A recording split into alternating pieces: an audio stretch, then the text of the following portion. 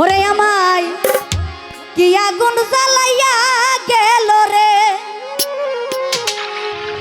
ওই আমার গুরু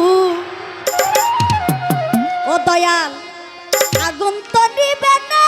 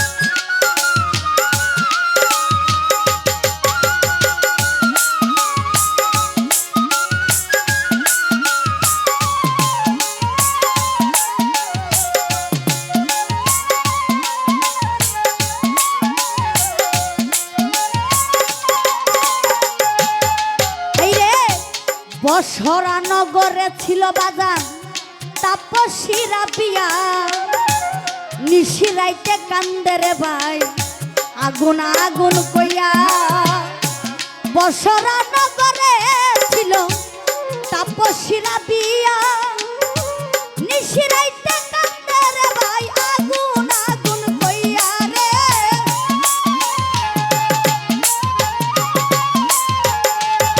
বলে কে আছো দরদি আমার আগুন দেও না রে নিবাইয়া মাওলার আগুন জ্বলে বুকে খুশিয়া খুশিয়া রে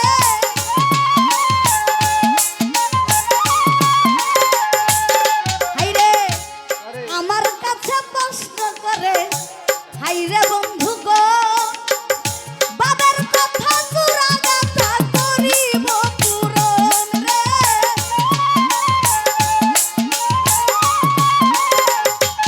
হাইরে আমার কাছে প্রশ্ন করে আমার গুরু আসরে দাঁড়াইয়া নিরাপত্তা পালন করবেন আপনারা বসিয়া রে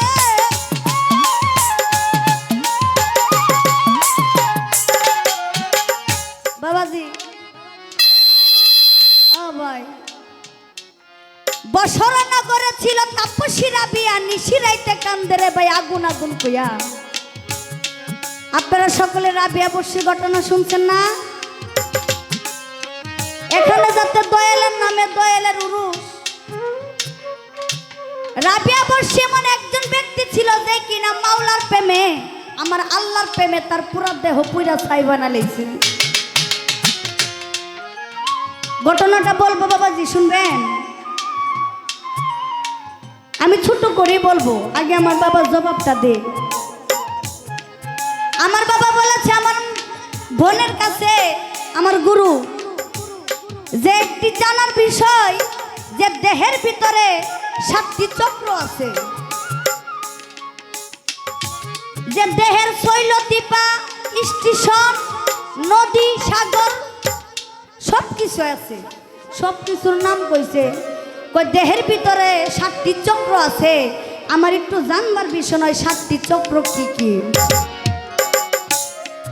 দেখেন বাবাজি প্রথম অবস্থান হচ্ছে মেরুদণ্ডর নিচে অংশ 1 নাম্বার আমাদের যে মেরুদণ্ড এই মেরুদণ্ড নিচের অংশ এটার কাজ কি জানেন বাবাজি নিরাপত্তা বেঁচে থাকার শক্তি দেখেন একটা গাছ আমার যে দেহটা আমার এই দেহটার পুরাটা মেন হচ্ছে আমার এই জায়গাটা মেরুদণ্ড আছে না বাবাজি দেখবেন অনেকের মেরুদণ্ড ক্ষয় হয়ে যায় অনেকের মেরুদণ্ড ক্ষয় হয়ে যায় এই মেরুদণ্ড ক্ষয় হওয়ার কারণে সে ভালো করে চলতে পারে না ভালো করে বসতে পারে না, ভালো করে শুইতে পারে না, এ মাজার ব্যথা, ঠিক না বাবাজি? এই চক্রে প্রথম স্থান হচ্ছে এই মেরুদণ্ড, আর দ্বিতীয় স্থান হচ্ছে নাভির নিচে। আমার যে নাভির নিচ, এই নাভির নিচ হচ্ছে এর দ্বিতীয় চক্র। এটার কাজ হচ্ছে অনুভূতি, সৃজনশীলতা, আনন্দ। আমার যতটুকু, আমি মহিলা মানুষ, এত ভাইঙ্গা বলতে পারবো না। এটার কাজ হচ্ছে আনন্দ, আপনারা সবাই বুঝতে পেরেছেন। আর তিন নাম্বার চক্র হচ্ছে নাভির উপরে, পেটের মাঝখানে। এটার কাজ আত্মবিশ্বাস, শক্তি, ইচ্ছা শক্তি। আমার বাবা বলেছে যে আপনি শুধু নামটি কয়ে যাবেন, এটার কি কি কাজ বলা লাগতো না, কিন্তু আমি হচ্ছে শক্ত গায়ের পুক্ত বাছুর। আমি শক্ত গায়ের পুক্ত বাছুর, যা দিমু পরিপূর্ণ দিমু।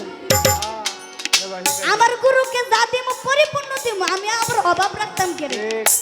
কারণ আমার গুরু আমার এই শিক্ষা দেয় নাই যে কোনো জিনিসে অভাব রাখা। এখানে 4 নাম্বার স্থান হচ্ছে বুকের মাঝখানে, যেটাকে বলা হয় হৃদয়। যেটাকে বলা হয় হৃদয়, এটার কাজ হচ্ছে ভালোবাসা, দয়া, মায়া। দেখেন না, হৃদয় ছাড়া কি ভালোবাসা জাগ্রত হয়? ওই একজন মানুষকে আমি ভালোবাসি, যেমন আমার দয়াল রে, আমার মুর্শিদকে আমি ভালোবাসি এই হৃদয় দিয়ে, এই মন দিয়া। কি বাবাজি? যেমন স্বামী স্ত্রী ভালোবাসা, আবার অনেকে প্রেমিক প্রেমিকার সারা বাসে না, একজন আরেকজনকে বলে আমি তোমার হৃদয় থেকে বেশি ভালোবাসি। কি বাবাজি, কথা ঠিক আছে নি? এখানে আরেকটা বলা হয়েছে 5 নাম্বার হচ্ছে গলার মধ্য। এটার কাজ হচ্ছে কথা বলা, সত্য প্রকাশ করা। আমরা যেমন এই যে গলা, এই গলা ছাড়া কি আমরা কথা বলতে পারবো? এই কণ্ঠ ছাড়া। এটার কাজ হচ্ছে সত্যি কথা বলা আর মানুষকে সত্যি কথা প্রকাশ করা। আসলে কি বাবাজি, আমি তো ছোট মানুষের যতটুকু পারা আমি আপনাদের দিতেছি। আপনি কইছেন না যে আমার শিশুর একটু পরীক্ষা করি সে কেমন, কিন্তু আসলে বাবাজি আজকে যদি পালা দিত তাহলে আপনার একটা কিছু নিতে পারতেন। আর 6 নাম্বার অক্ষর হচ্ছে 2 বুরুর মাঝখানে, যেটার কাজ জ্ঞান, চিন্তা, অনদৃষ্টি করা। আর 7 নাম্বার কাজ হচ্ছে মাথার উপরে, যেটার কাজ আধ্যাত্মিক সংগ্রহ, আল্লাহর স্রষ্টা, আল্লাহর সাথে সম্পর্ক করা। 7 নাম্বার যে কথাটা, এটা হচ্ছে মাথা। আমার এই নিজ সুরটা, আমার এতটুকু আমার আল্লাহ তাআলা তার নিজ সুরতে আমারে বানাইছে। নিজ সুরতে আমার আল্লাহ তাআলা আমার এতটুকু বানাইছে। এটার কাজ হচ্ছে ওই আমরা নামাজ পড়ি, সাজদা দেই, কপাল দিয়ে সাজদা দেই না, এটা হচ্ছে আমার আল্লাহ তাআলার কাজ করা, আমার আল্লাহকে বোঝা, আমার স্রষ্টাকে ভালোবাসা। এতটুকু আমার কথা রাখছি। এরা আমার যাতে কইছে আমার গুরুর কাছে আমার আরেকটু জানবার বাসনা। প্রশ্ন শিষ্য তার প্রশ্ন করতে পারে না, বিয়াদবি হয়ে যায়।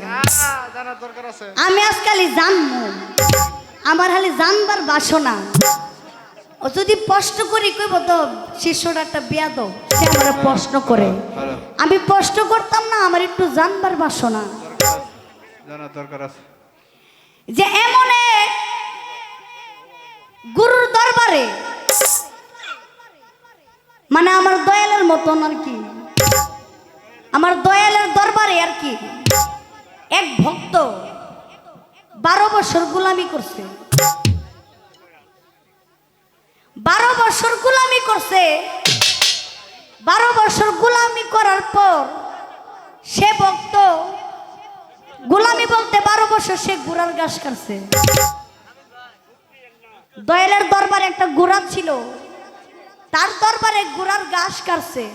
কিন্তু একদিন সে ভক্ত বলল যে আমি দয়ালের দরবারে 12 বছর আমি গোলামি করলাম, দয়াল আমারে কোনো কিছু দিল না, দয়াল আমারে কোনো কিছু দিল না। কিন্তু আপনার কাছে আমার একটু জানবার বাসনা যে এমন এক ভক্ত ছিল যে দয়ালের দরবারে 12 বছর গোলামি করার পর সে কোনো কিছু পাইল না, কিন্তু পাইছে, সে বুঝতে পারে না। আমরা আপনার কাছে একটু জানবার বাসনা যে দয়াল তারে কি এমন কি দিল, এমন কি পাইছে, সে 12 বছরের পরও সে ধন্য হইয়া গেল।